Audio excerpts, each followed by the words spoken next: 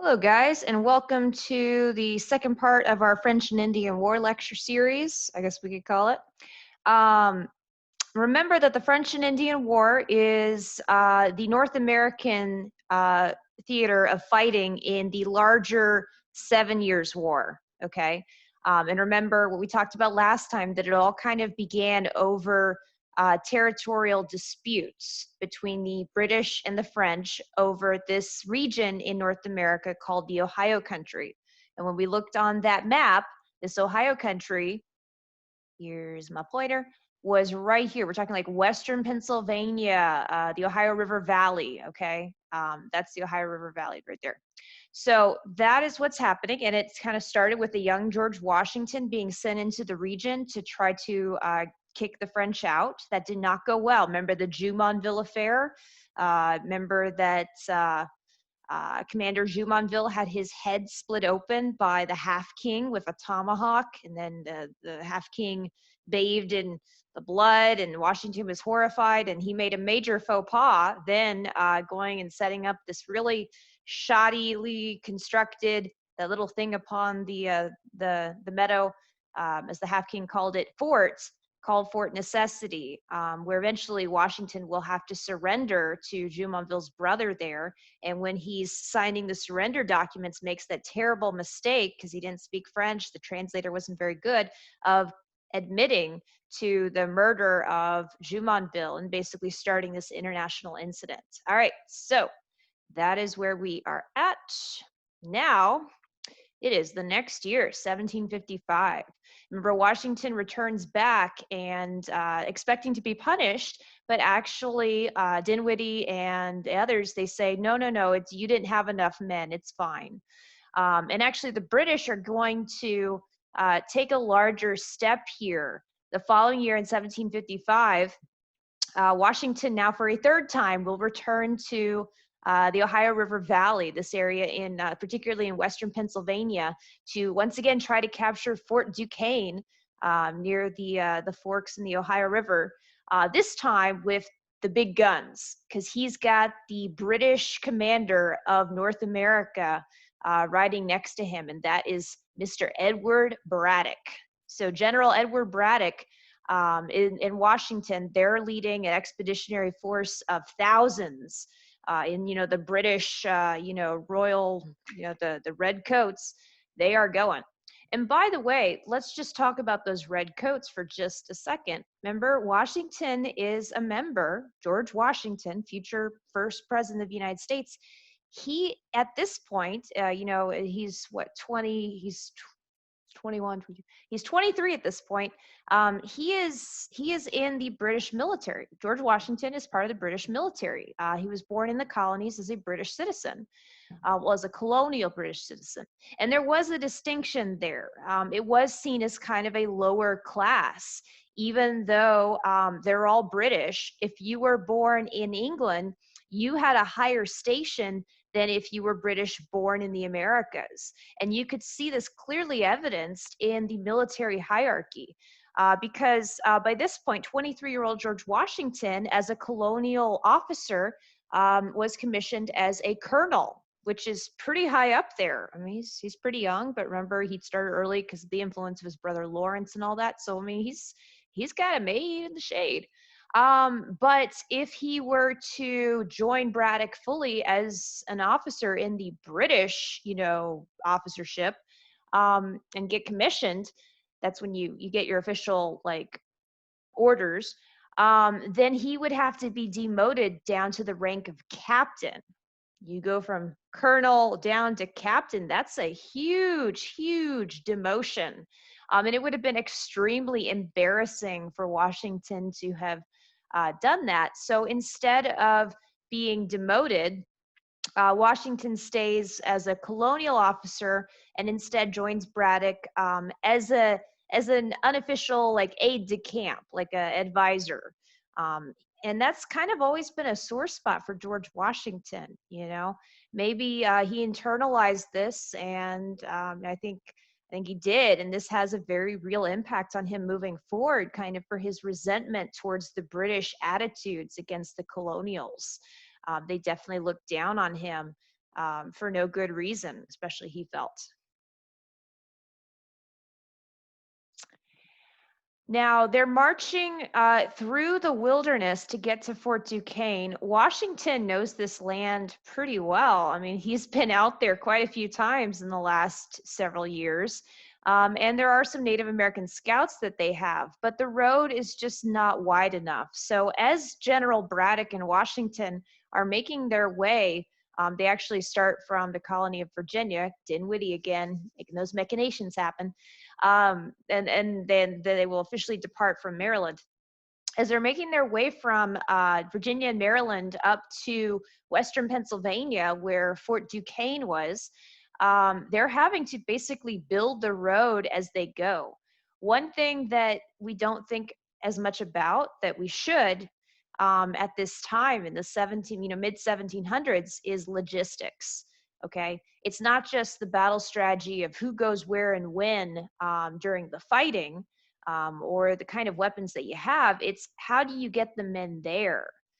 What roads do you use? If there are no roads, how do you build the roads? How do you do that efficiently? How do you make sure that you have a dedicated supply chain so you're constantly getting the food necessary to feed your troops?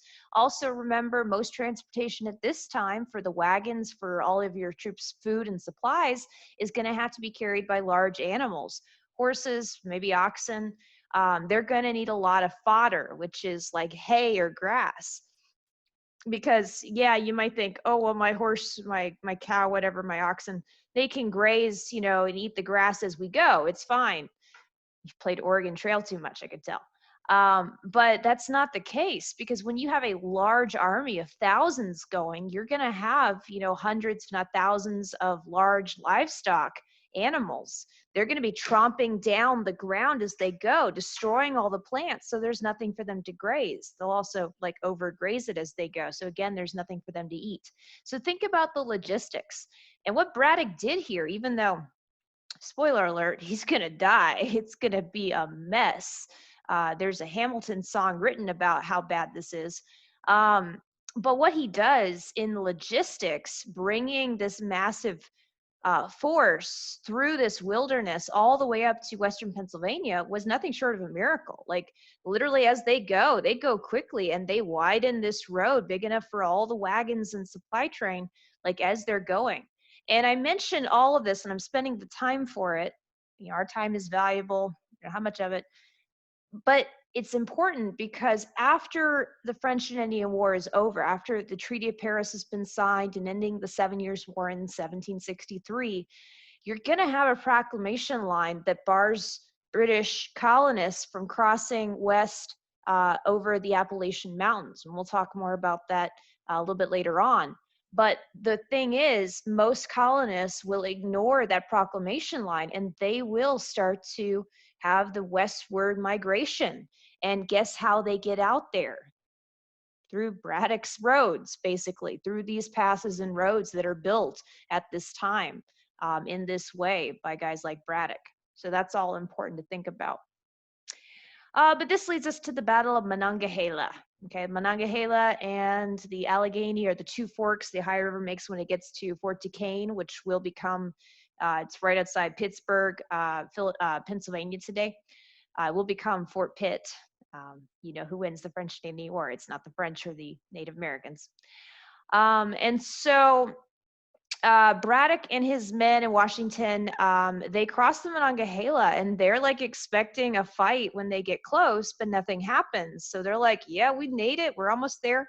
The French garrison at Fort Duquesne was very small. There was only a few hundred French soldiers, but the French commander, Bugeaud, he has several, almost, I think 900 or 700 or something Native American allies. So there's actually more Native American allies supporting the French than there are actual French soldiers.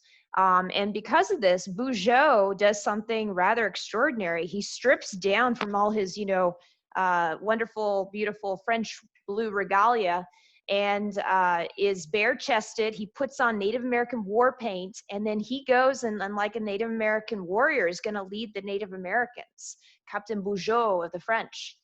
And so he comes out from the fort knowing that they don't have enough men to hold the fort. He comes out about 9 miles out of the fort to greet the British and their early guard of the grenadiers. These are like the British crack shots that wear the green coats. They're usually very tall. They're very good soldiers. They always come on the front lines. And the grenadiers, the British early guard, I can't remember what they're called, front guard, whatever. They're led by General Thomas Gage, who is going to be very important in the American Revolution. He's going to eventually like take on Braddock's job by the time of like Lexington and Concord. He's going to be like the military governor of Massachusetts when the American Revolution is just beginning. But right now he's in charge of the early guard of the grenadiers. And they actually kill Captain Bugeaud during the first volleys. Because remember, warfare at this time, you shoot, you line up, you shoot, and then the other side shoots and all this. And so it doesn't look good for the French. But then the other French captain, he continues doing what Bugeaud did, which was to fight like the Native Americans do. And they start to hide behind trees and basically adopt guerrilla warfare tactics. Or in this case specifically, like the scoot and shoot. So like you take a shot from behind a tree and then you quickly run to a new location where you have coverage. And in this way, it's going to sow chaos, complete and utter chaos among the British. And that's what happened. The grenadiers start to fall apart. These crack shot, excellent super soldiers of the British, they don't know what's happening. And they quickly fall back and they end up retreating, like disorderly running, retreating right into Braddock's main column with Washington. And so Braddock and Washington, they're now in all this chaos. And some of the British, they start firing on one another, thinking, that these guys are their enemies. There's lots of friendly fire. And there's, of course, the Native Americans, they're hooping and hollering. There's smoke. This is a very dark, deep forest. This isn't like, forest we have in Cameron Park. This is like old growth forest. So it's very deep and dark, and there's smoke making it even harder to see what's going on as these Native Americans and French are, coming and shooting from all sides. And keep in mind, this is musket fire. It takes a long time to reload. So you'll hear, and then somebody will die and scream, and then another shot over here, another shot over here. And it's very scary and eerie, and the British just sort of fall apart. And the natives, they kind of seize on this. They start to sow even more panic by taking out their knives, additionally, and their tomahawks, and causing really, really intense fear. As they start to kill and wound British, they jump on them and they start to scalp them. So screaming is happening everywhere. In the middle of all this, General Braddock is going to try to rally his men and get some kind of defensive postures going. But here's the thing. The more you get into like a tight formation, the easier it is to pick you off, right? You make a bigger target when you're all clumped together. And as Braddock is running up and down the lines, he is shot, mortally wounded. He will die later. But the overall commander of the British forces in North America is shot, and he's going to die. And so Washington, who had been begging at this point, remember, he's not commissioned with the British because of that whole controversy. He's begging to allow his Virginians off the leash. He says, we've dealt with this kind of fighting before. You British, over from Europe, you want to fight all fancy in your columns and tight formations, but you're just making it easier on them. Let us fight guerrilla warfare tactics. We know how to do this. And so eventually, since Braddock is dying, Washington takes matters into his own hands, and with the Virginians forms a rear guard to kind of guard the British survivors as they quickly run out of there. And in total, when all the smoke is finally cleared at the Battle of Monongahela, or as it's sometimes known for the French and Indian War, the Battle of the Wilderness, there will be another one in the Civil War, there are nearly 900 British casualties. And on the French side, we don't have a clear number, but we think that less than 30 Frenchmen died, including Bugeaud. So it was a complete victory for the Native Americans and the French, and it is going to have some lasting consequences. The biggest is that Now both the French and the British, they are fully going to be invested in this North American French and Indian War, part of their larger 7 Years' War struggle. So this is really the first big battle of the war, and it gets both sides really going. It also has a big effect, like I talked about, because the logistics, the roads that are made for them to get out there on future westward migration.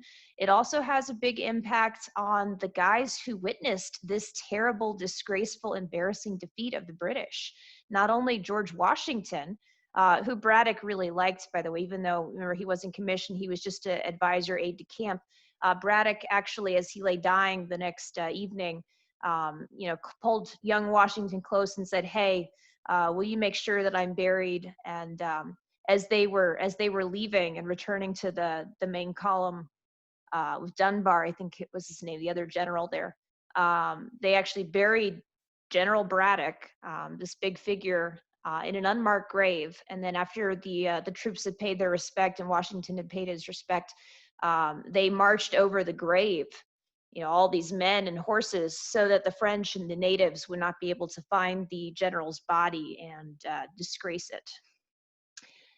But yeah, there was lots of key figures that witnessed this embarrassing defeat by the British. Washington is going to see this and know later on in the American Revolution that the British are not infallible, that they can panic, and that they have a real problem when it comes to this new kind of warfare.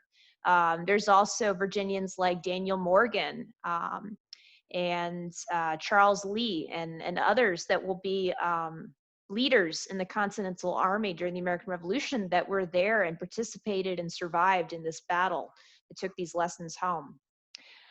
Just like in Jumonville Glen, again, Washington proves that bullets don't like him. He has not one, but two horses shot out from under him, which is just like it sounds. Like as he's riding in the thick of these bullets and screams and everything else happening, his horse is hit by a bullet and falls under him dead. And then he jumps on another horse and the same thing happens and he's not hit. He also, when he's done, he sees there's a bullet in his hat. There was a bullet that went through his coat, but yet somehow did not hit him. So this guy is somehow bulletproof. And we'll see this again and again. Like I said, George Washington, he loves the thick of fighting. He is fearless, and for good reason. He seems to be invulnerable. Meanwhile, while all of that is happening at the Battle of Monongahela, in terrible defeat, old Benjamin Franklin, he's in his late 40s at this time, I think. He is in New York trying to gather an assembly of the various colonies, the various British American colonies, to unify them so that they could have a delegation to represent themselves, to try to reach out to the Iroquois Confederation, the Iroquois League. Basically, he figured that if the colonies united, they could be a little stronger negotiating and maybe get an agreement with the Iroquois for the Iroquois to actually join them versus just like one colony or another going and approaching them. So it was a good idea, but nobody really liked it. The 11 colonies themselves that participated in this Albany Congress, this Albany Convention, they did not like giving away any of their own authority. And when this proposal for a unified colonial government and delegation went to the royal governors and to the British, Parliament and everything, the British government did not like this idea either. They felt probably rightly that it gave a little bit too much authority to this new large colonial government, so they rejected it. Now, when he was trying to rally support for this plan of unification, the Albany Plan, Benjamin Franklin made that famous political cartoon right there, you're probably familiar with, of the snake with the different parts. It says, "Join or die." So that was actually about the French and Indian War, and it was in rallying the colonies to try to join this Albany Congress, this new unified colonial government, to try to win Native American allies. You can see there's like the New England colonies, there's New York, New Jersey, Virginia, Maryland, Rhode Island, North Carolina, South Carolina. Apparently he doesn't like Georgia, but you know, close enough. There you go. So that is the Albany Plan of Union, and that is where that political cartoon comes from. Again, it failed, but it was there, and it will form the basis of some later ideas that, like, the Second Continental Congress might use. Oh boy, there's a lot of stuff going on. So I have all this big long list to basically make sure I don't forget to talk about any of these things. And again, you guys in your notes, you can write down what you will. That is the beauty of it. Why is that not working? There you go, whatever. All right. So I'd mentioned that this area right here, northern Maine, kind of parts of New Brunswick and Nova Scotia, Prince Edward Island, that's right here. This was called Acadia back in the day. And the Acadians were French colonists. There were about 15,000 of them living in this area when the French and Indian War started in 1754. The British did not like having these French colonists so close because they were causing problems. Also, they are really close to Louisbourg. And remember, that's this fort right here controlled by the French that is right there at the mouth of the Gulf of the St. Lawrence. And from there, you can go into the St. Lawrence Seaway, and then you could go right to Quebec. Quebec and Montreal are like the two big French cities in New France, right there along the St. Lawrence. And then from there, you go to Lake Ontario, the Great Lakes region. See, there's Fort Duquesne, where Pittsburgh is today. There's Fort Necessity, built out of necessity, surrendered.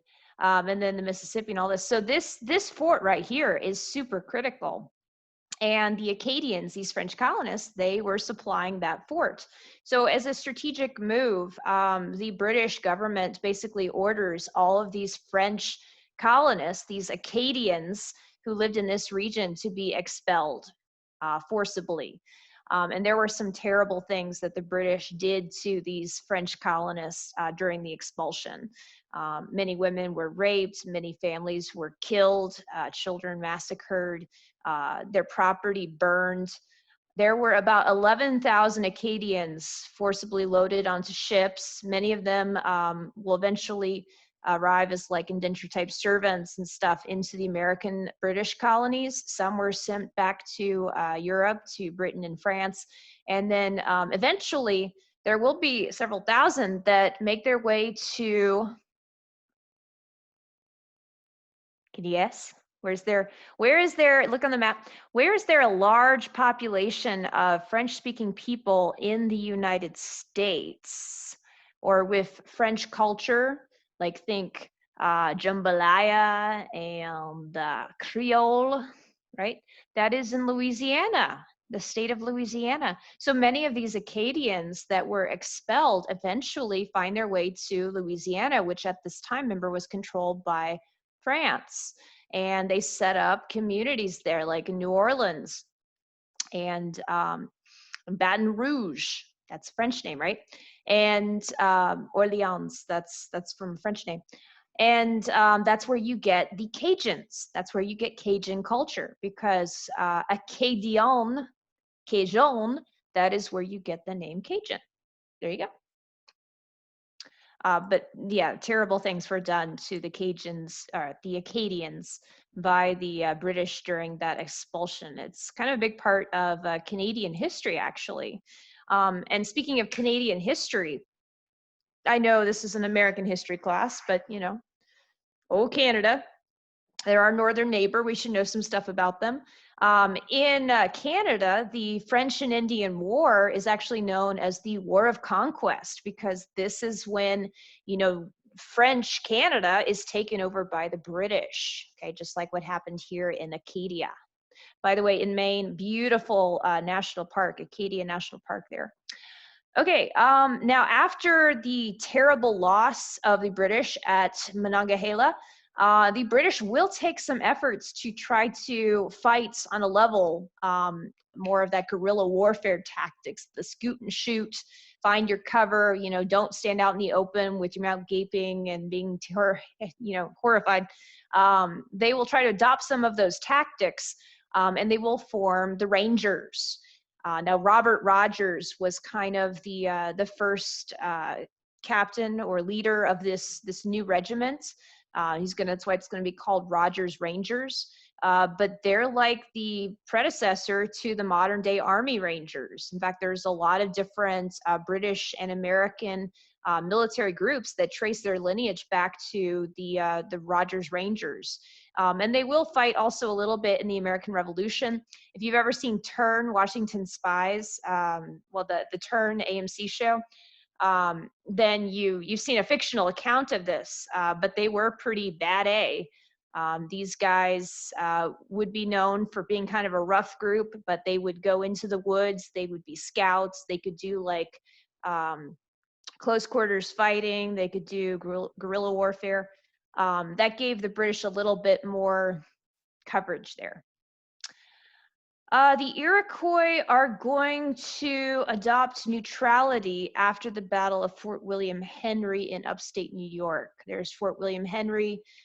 During the early parts of the fighting, the French had won a major victory there because there was a very small British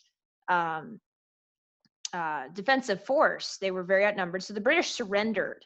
Now, the French commander had offered the British troops that had just surrendered parole, which at this time meant that they would be allowed to leave the fort and that the Native American allies of the French would not attack them, that the British who surrendered, they would be allowed to leave in peace unharmed.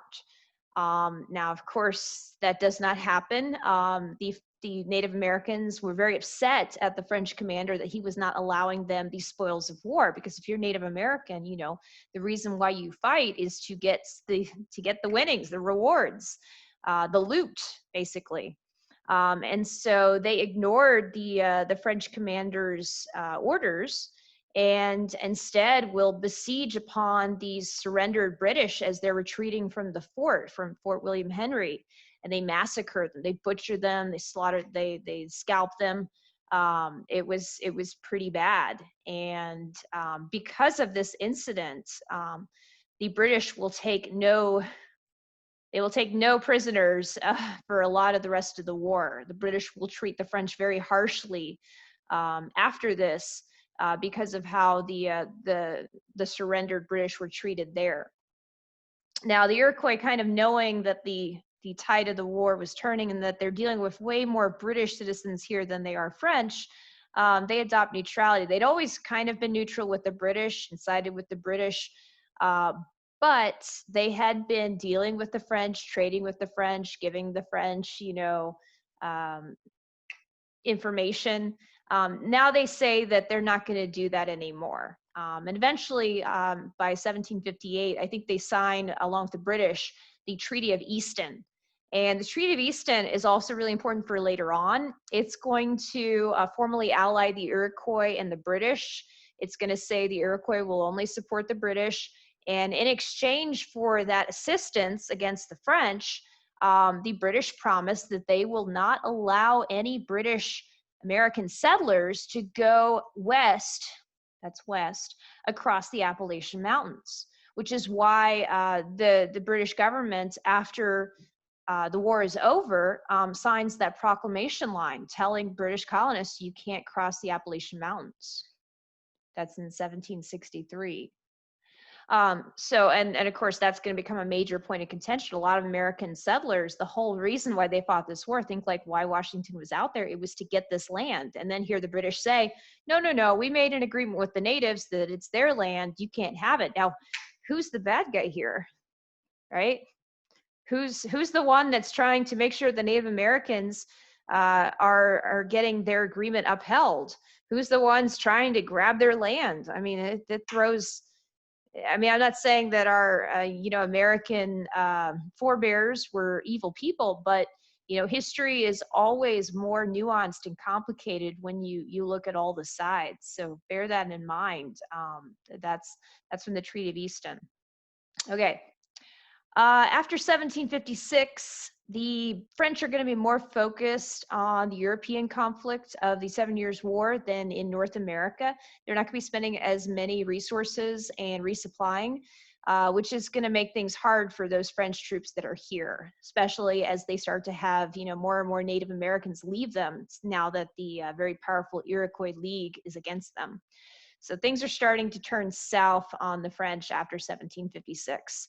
And the French are famous for saying at this point, one did not try to save the stables when the house was on fire. That basically, this is the stables here in North America, and the house was France itself. Remember, they're fighting a very big global war against Britain. They got bigger problems, basically, so they're not going to be focused as much here. Meanwhile, in Britain, they almost like doubled down at the same time that the French are backing off, because the British get a new Secretary of State named William Pitt. By the way, remember, what is this eventually going to be named? Fort Duquesne becomes Fort Pitt, named after the Secretary of State, who totally sympathized with the colonists. Colonists were very kind of getting frustrated that these British soldiers that were having their butts handed to them at like Monongahela and Fort William Henry were all getting to sleep in their, barns and their beds and everything, and that they were being seriously inconvenienced and going to be taxed, right? For these British soldiers who weren't really winning, and the British crown wasn't really helping out that much. And then here comes William Pitt, and he says, don't worry, colonists, I got you. The British government will reimburse you, will pay you back for everything you spend to help our troops, in fact, with interest. And so he's fully helping the colonies out, and spends a lot of money here, and puts a lot more troops on the ground, and helps out the commissions and everything else. So William Pitt, big friend of the colonies, he really kind of turns the moral tide, because now many of the colonists are actually going to be very supportive of this war, and very supportive of the British government, who's helping them to get this land, right? And eventually William Pitt, after this, will become a prime minister for a short time. The last thing here is that the French supply line with the Great Lakes was disrupted when the British captured the forts Frontenac, Niagara, and Oswego. So Fort Frontenac right there, you could see, here's the St. Lawrence. You capture that, now the French are going to have a hard time supplying everything that's below it, right? This is their supply chain right here. Oswego, same thing, and Niagara right there. So we're slowly quartering the French just to this area by the last few years of the fighting. Remember, this is very tenuous. This is their whole supply link. And so the last major conflict I want to just briefly talk about is the Battle of Quebec. Now, there is also a Battle of Quebec in the American Revolution. So sometimes this Battle of Quebec in the French and Indian War is called the Battle at Abraham's Plains, or the Plains of Abraham, because there was a farmer named Abraham who owned the land where this battle would take place, right outside Quebec's fort. But Quebec was one of the biggest cities in New France, along with Montreal. And the French commander, Montcalm, that was his name. He had an awesome name. Montcalm was the British main general. He's in charge there. He is safely ensconced in his fort. It's nigh impenetrable. It's up on this rocky big hill, so it seems like it'd be very hard to attack. If you come right at it, you're going to be shot down on those plains. Now, the British general is this young guy who was just in his early 30s, which I know for you guys seems like ancient, but believe me, 30s are still kind of young, especially given that most generals didn't reach that station until like their 40s and 50s. So this is this young guy in charge of these older people, but he was dying. He had an illness, and he knew his time was almost up, and he really wanted to secure himself a legacy. What better legacy than taking Quebec and, finishing this French and Indian War? And that was General, was it Fox? Oh gosh, I'm sorry, guys. It's not Fox. It's, you know what? See what I listen to. It's Hamilton. British, it starts, this is what happens to my brain. British general at Battle of, or I just put Plains of Abraham. I guarantee it starts with an F. No, it doesn't. No, it's Wolfe, but I knew Fox wasn't right. Oh gosh, I'm so sorry. But yeah, James Wolfe. He was very young. Yeah. But James Wolfe, I knew he had an awesome name. I don't know where I got Fox from. I'm sorry. I don't know. I think there was some game that my husband was playing that had like this cute little fox and her name's Scarlet. Maybe that was why I was thinking Fox. I don't know. I'm sorry, guys. Anyway, so General Wolfe and General Montcalm, these two main generals are going against each other.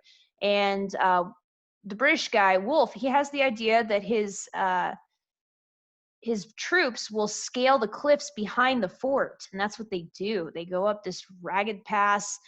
They have British troops that knew how to speak French go up first, so that they could kind of play it off. And when they encountered the French guards, they spoke French and were kind of like, "Oh yeah, we're just here to deliver some supplies, going along this back door path up this craggedy mountain.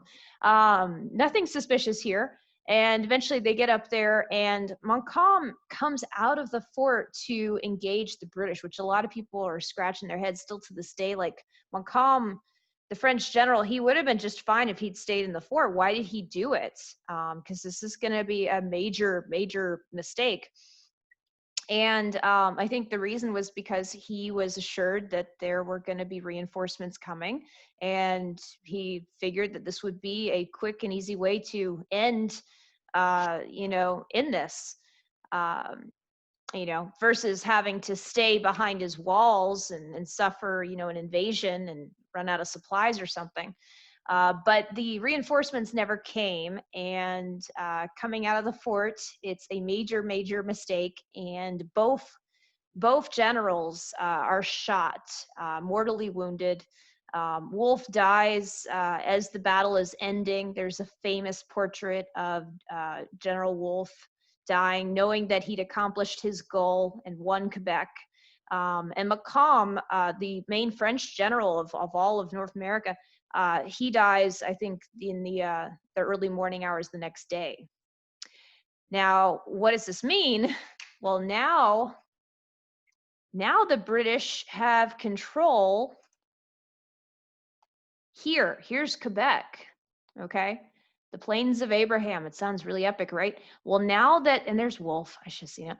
Now that Wolfe has taken Quebec and he's died tragically and everything, now the British control this. Now everything beyond it is not going to be able to be resupplied, and the French are going to be choked off. Meanwhile, the British Navy will blockade here. They take Louisbourg, and so they have control here. They have control here. Okay. Now it's just down to Montreal, and eventually Montreal will surrender as well. And so the fighting in North America actually ends by 1760, but the fighting in other parts of the world, because remember, this is just the North American theater of this larger war. So the 7 Years' War continues on until like 1763. And that is when they're going to, the British and the French and also the Spanish and the Portuguese, they're going to sign the Treaty of Paris of 1763. Why do I say that? Because there will be a Treaty of Paris in the end of the American Revolution in 1783. So don't get confused by that. Okay, this is the last thing. I want to talk about the Treaty of Paris and the end of the French and Indian War. This is what the boundaries look like. I'm sorry, guys. There we go. This is what the boundaries look like at the beginning of the French and Indian War. There's the 13 American British colonies. There's Spanish Florida. Here's this disputed land, including the Ohio River Valley, okay? Including Western Pennsylvania there, and where all this began with Fort Duquesne. And then all of this was French, New France. And then this is New Spain down here. This was owned by Spain. Now, after the Treaty of Paris is signed by these major European powers at the conclusion of the 7 Years' War, look what's happened. All of Canada has just gone to the British. Okay, that is huge. All of Canada, I'm going to talk about the western part. It was almost entirely uninhabited. But this is all now British. That's why the Canadians call the French and Indian War the War of Conquest, because they have been taken over by the British. Many Canadians go back to France. Remember, the Acadians were forcibly expelled here. Many of them ended up in Louisiana. But there's still a lot of Roman Catholic French citizens who now have been taken over by the British living in this area, particularly around Quebec and Montreal and Ontario and stuff, Ottawa. So what is going to happen in the Treaty of Paris is that the French government forces the British, as part of this concession, to agree to let those people be, allow them to keep their Roman Catholic faith. Now, the British government will agree to this because they're getting this strategically valuable land. But this land is not valuable in any major resources of the time. What was valuable at this time? Think about it. Like, what resource is more valuable than any other at this time? Sugar, right? Where do you get sugar? The Caribbean. So actually, even though most of the other possessions will remain the same, and even though Spain will get back the Philippines, most of these Caribbean islands are going to be allowed to be kept by the French in exchange for Canada. So like Martinique, Guadeloupe, those tiny little islands in the Caribbean, not Hispaniola or Cuba, but tiny little spits of land that rake in, like, at this point in time, millions of dollars. That's worth like billions. You can't even almost compare it. They were allowed to be kept by the French in exchange for Canada. Now, what else happens? Florida, Eastern Florida, it was called, was given by Spain over to the British. Okay, so this is where the British get Florida. But Western Florida is going to be kept by the Spanish. And sneakily, in the treaty the year before, in 1762, the British and the Spanish hash out on the Treaty of Fontainebleau. They hash out the cession of the Louisiana Territory, and actually briefly, well, for the next few decades here, Spain is going to own the Louisiana Territory. And then during Napoleonic times, right before the famous Louisiana Purchase, France will get it back, and then it will sell it to the United States for some much needed cash at the time when Napoleon was fighting his wars. That's going to be 1803. So this was actually going to be given over to the Spanish. Now, the big story for our purposes at this immediate moment is what happens with the Ohio Country. It's given to the British. But because of the Treaty of Easton, because the Native American allies agreed to side with us, the Iroquois League, we had agreed that we would not cross this line. Okay, the British said, we will not settle this area. A lot of the American colonists are extremely outraged about this. The Ohio Company, George Washington himself, who was part of it, they fought this war to get this land right here. And now they're not being allowed to go and settle it. So many American colonists will ignore this proclamation line, and it's going to be among the first big tensions as westward migration is ensuing. But basically, as part of the treaty, Britain will get everything that is east of the Mississippi River. So this all becomes British. All right, that is the French and Indian War. Think about the consequences of this war, not just the proclamation line, but also how much it cost. Because as we know, as we'll see moving forward, the cost of this war is going to be so much that the British will try to recoup their losses by taxing the American colonists. And those taxes, without the colonists having proper representation in Parliament, the British government back in London, are going to outrage many in the colonies and lead to the beginnings of the American Revolution. And the other thing is that it's not an immediate thing. Remember, it's over a decade later that the American Revolution starts. At this point in time in 1763, as the ink is drying on the Treaty of Paris, most American colonists they were very proud to be British citizens, to belong to what they considered the greatest empire in the world at this time. They had just won a major victory against the French, and they were feeling pretty good about being British. So, moving forward, we'll see how this will all begin to change and lead to an antagonistic relationship between the colonies and the British government. Thank you so much for your time. We will end it there. Thank you guys. Bye.